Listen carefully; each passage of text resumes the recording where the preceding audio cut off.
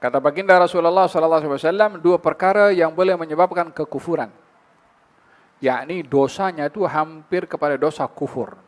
Yang pertama, at-ta'nu fil nasab, menikam nasab orang.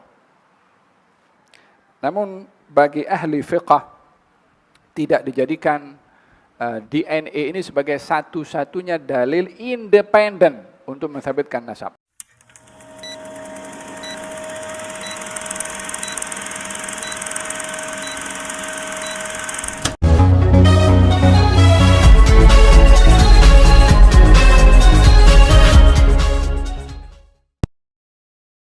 Mengenai nasab ini penting sekali, baik untuk mengenali nasab Nabi Muhammad SAW atau memahami kehormatan nasab secara umum. Memahami kehormatan nasab secara umum. Karena nasab ini marwah seseorang. Menodai marwah seseorang dosa besar. Kata baginda Rasulullah SAW, dua perkara yang boleh menyebabkan kekufuran, yakni dosanya itu hampir kepada dosa kufur. Yang pertama, at-ta'nu fil nasab, menikam nasab orang. Menikam nasab orang, menafikan nasab orang. Kamu bukan anak ayah kamu, contohnya begitu. Ada dosa besar dia. Kamu bukan keturunan daripada kabilah kamu. Sama, itu dosa besar itu. Seperti mana juga tidak boleh seseorang itu mengaku-ngaku kepada bukan nasab bapaknya. Seperti mana orang lain tidak boleh menikam nasab orang, orang itu sendiri tak boleh menisbahkan nasab kepada bukan bapaknya sendiri. La'anallahu man intasaba ila ghairi abi. Allah melaknat orang kalau menasabkan kepada bukan bapaknya. Menasabkan bapak angkatnya, tak boleh. Macam mana? Nasab itu tidak boleh hanya sabit dengan DNA. Disebabkan oleh kerana ada kalanya DNA seorang itu sama, tapi tak boleh dinasabkan kepada tuan empunya DNA. Anak zina, kalau dia daripada DNA-nya sama, anak dengan bapaknya. Tapi dalam Islam boleh ke anak zina dinasabkan kepada bapaknya? Tidak boleh. Apa sebabnya? Sebab sabitnya nasab itu bukan dengan DNA. Yang pertama sekali adalah dengan pernikahan yang sah. Itu baru sabit nasab. Di zaman Nabi Muhammad SAW ada seorang keluarga kahwin. Si perempuan ini sebelum kahwin dengan lelaki ini pernah berkahwin dengan lelaki yang lain. Sampailah pada satu hari si perempuan ini kahwin dengan lelaki yang baru, dan tak lama daripada perkahwinan itu melahirkan anak, didapati anaknya mirip suami yang pertama. Mirip suami yang pertama. Maka diakui, ya Rasulullah, ini anak saya.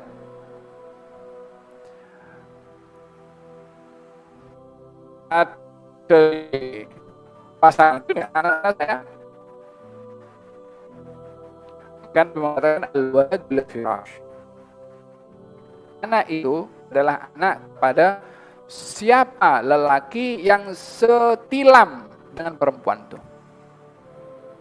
yakni dengan suaminya yang baru. Di sini untuk menutup hal-hal buruk berlaku dengan setiap orang boleh mengaku kepada sesiapa saja kalau itu anaknya, setelah perempuan itu kawin dengan lelaki yang lainnya.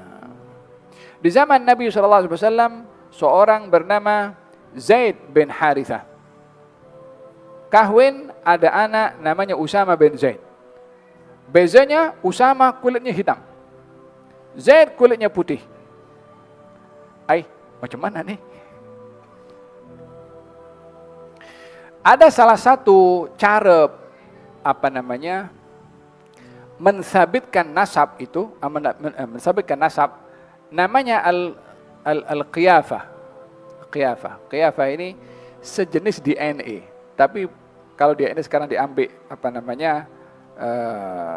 bahagian daripada si anak dan si ayah dan diletakkan dalam laboratorium untuk disamakan atau disesuaikan. Adakah ada kaitan atau tidak?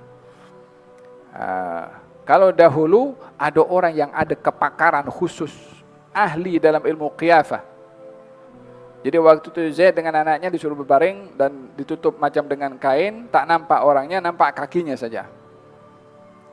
Maka orang yang ahli qiyafah mengatakan ini kaki ini adalah satu dengan yang lain, asal usulnya sama. Oh, nampak saja kaki boleh sabitkan ini satu dengan yang lain daripada keturunan yang sama. Barulah Nabi gembira. Ini yang dijadikan oleh sebahagian ulama sebagai dalil untuk membuktikan untuk DNA menjadi dasar dalam pensabitan nasab.